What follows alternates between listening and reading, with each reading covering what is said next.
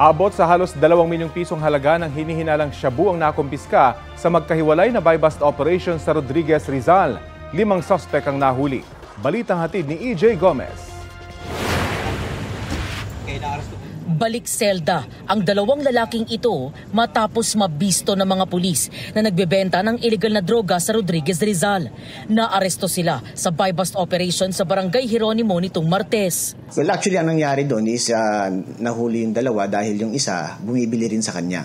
Nakapkapan at nakuha yung ipinagbabawal na gamot. Na-recover sa mga sospek ang 7 pakete ng umano'y shabu na humigit kumulang 210 grams ang timbang at nagkakahalaga ng mahigit 1.4 milyong piso.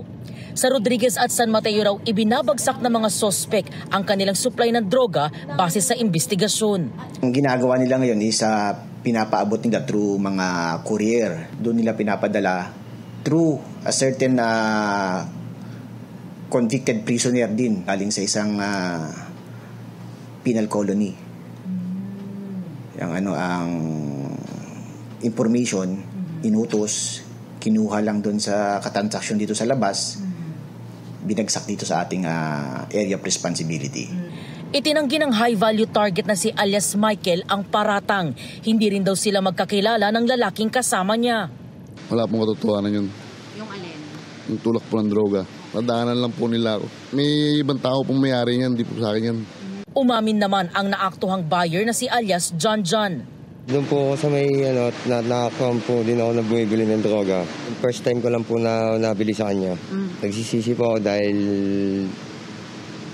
dapat po hindi na po gumamit ng illegal na droga. Sa Barangay San Isidro naman, nasa kote ng Rodriguez Police nitong Lunes ang 2 lalaki at isang babaeng sangkot din umano sa pagbebenta ng illegal na droga. 2 ron ang high value target. Yung isa nagkataon na kasama ron sa operasyon, pero since live-in partner siya ng isang ng high value target, kasama rin siya ron sa mga nahuli ng ating mga operatiba. Abot sa 70 grams ng hinihinalang shabu ang nakumpiska sa mga sospek. May standard drug price ito ng mahigit 470,000 pesos. Itinanggi ng 2 sospek ang paratang. Bumibili lang po ako ng gamit ng anak ko. Tapos?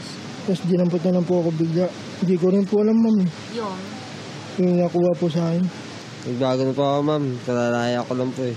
Hindi ko po alam saan nanggaling yun. Ang babaeng suspect naman, sinabing sangkot nga sa bentahan ng droga ang kanyang live-in partner na si alias Tati. Bago lang po, 2 linggo po.